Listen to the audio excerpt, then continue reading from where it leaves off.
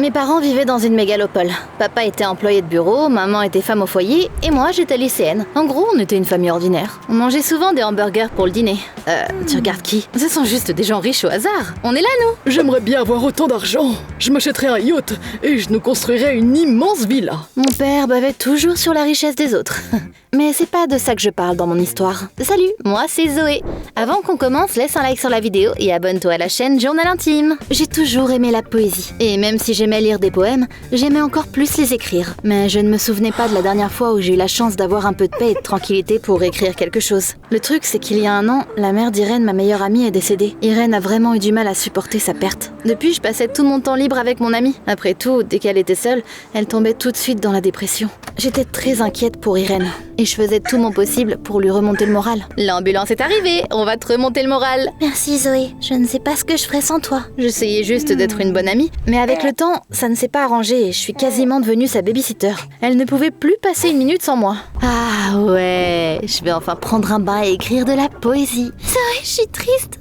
J'ai besoin de toi. J'arrive. On est parti faire du shopping, puis j'ai reçu un appel de ma mère. Zoé, ton père s'est effondré et il a été emmené à l'hôpital. Oh non, j'arrive. J'ai dû quitter mon ami et courir à l'hôpital. Papa était allongé dans une salle et maman lui tenait la main. Bientôt, un médecin est venu et a expliqué que papa avait des problèmes cardiaques. Je pense qu'ils ont été causés par le stress lié au travail et la pollution de l'air. Il nous a conseillé de déménager un moment pour que papa puisse récupérer. Mes parents ont loué une maison dans une petite ville appelée Silent Rock. Et on s'est préparé à déménager. Irène a failli avoir une crise de panique quand elle l'a découvert. Zoé, s'il te plaît, ne pars pas.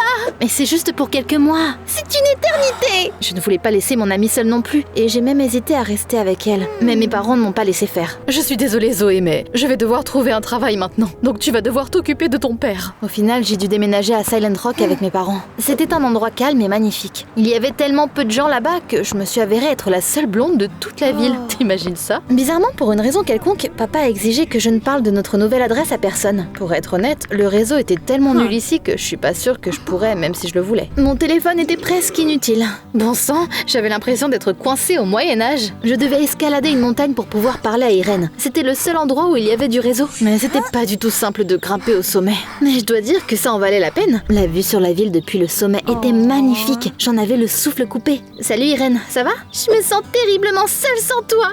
J'ai l'impression que t'es sur une autre planète. Je suis plus proche que tu ne le penses. Je savais que papa ne voulait pas que je dise notre nouvelle adresse à qui que ce soit, mais je l'ai quand même fait. Je te promets de t'appeler tous les jours. J'attendrai.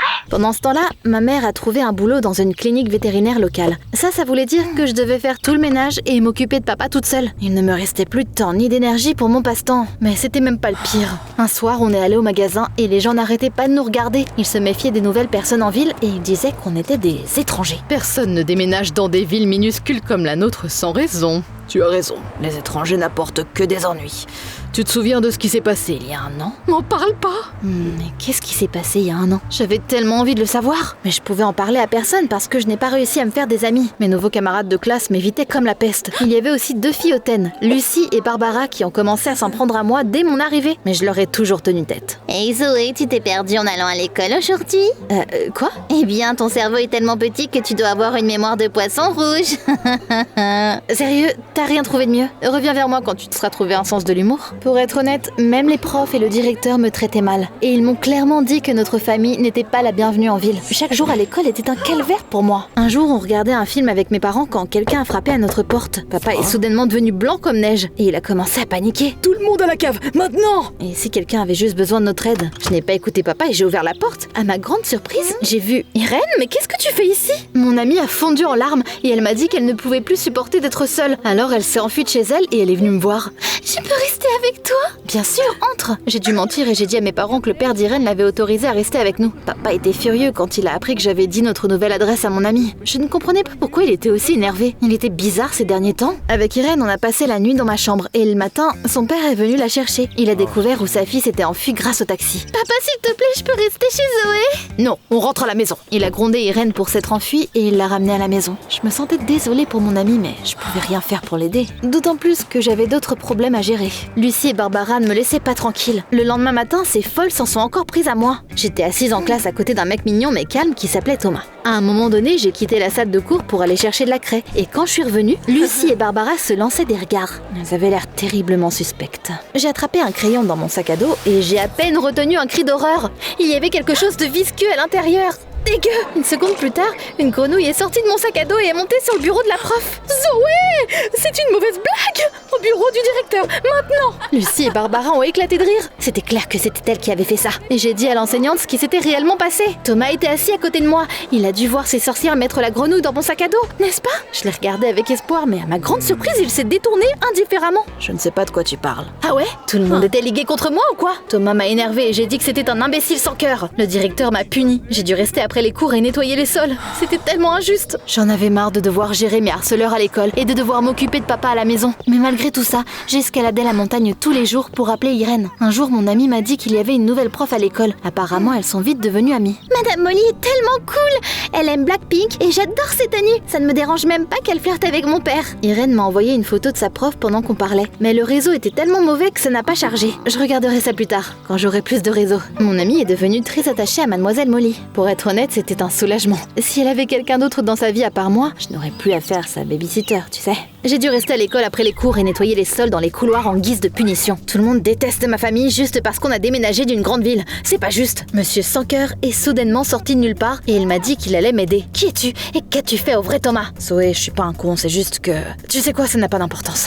Je suis désolée de ne pas t'avoir défendu. Laisse-moi me rattraper. Il a pris une deuxième serpillière et il a commencé à m'aider. À un moment donné, il a même fait un moonwalk jusqu'à ce qu'il glisse et tombe sur le sol mouillé. On a parlé et rigolé pendant qu'on travaillait. Je m'attendais pas à aimer Thomas, mais bon, son sourire chaleureux pourrait faire fondre la glace. Faire le ménage et m'occuper de papa me prenait de plus en plus de mon temps et de mon énergie chaque jour. Je n'avais pas appelé Irène depuis des jours. Mais ce soir-là, je me suis promis que je le ferais, quoi qu'il arrive. Je vais juste m'allonger une minute. Mais j'étais tellement épuisée que je me suis endormie avant même que ma tête ne touche l'oreiller. Quand je me suis réveillée le lendemain matin, la première chose que j'ai faite a été de gravir la montagne et d'appeler Irène. Mon amie s'est énervée contre moi. Tu m'as oublié, traître.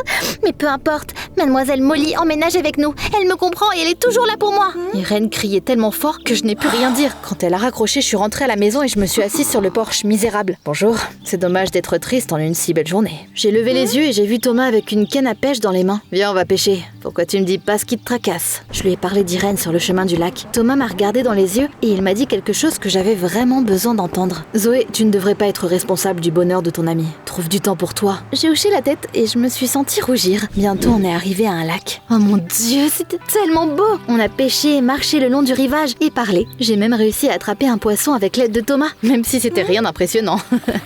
Peu importe, t'auras plus de chance la prochaine fois. J'ai senti une vague d'inspiration et j'ai écrit un poème. Je l'ai lu à Thomas et il a adoré. Waouh, t'es tellement talentueuse, Zoé. C'était un jour magique, mais quand je suis rentrée chez mes parents, papa a tout de suite ruiné mon humeur. Il a crié sur maman puis sur moi pour l'avoir laissé tout seul. Pour être honnête, je soupçonnais qu'il s'était rétabli il y a un moment, mais qu'il s'était tellement habitué à recevoir un traitement spécial qu'il ne voulait pas y renoncer. Le lendemain matin, Thomas est venu me voir et il a dit que le festival annuel des récoltes allait avoir lieu dans le centre-ville ce soir-là. Je vais faire du shopping dans la grande ville la plus proche. Tu veux venir avec moi? Clairement, allons-y. On est monté dans sa camionnette et on a pris la route. J'aimais bien passer du temps avec Thomas. Je lui ai lu des poèmes et j'ai regardé le paysage magnifique à l'extérieur de la fenêtre. C'était un voyage romantique que je n'étais pas prête d'oublier. Bientôt, on est arrivé au magasin et on a acheté tout ce dont on avait besoin pour la fête des récoltes. Et puis j'ai reçu une notification que la photo qu'Irène m'avait envoyée était enfin chargée. La connexion était bien meilleure qu'à Silent Rock. Thomas, attends une seconde. Je veux regarder la photo de la future belle-mère d'Irène. Il a jeté un coup d'œil à la photo et il est devenu blanc comme neige. Zoé,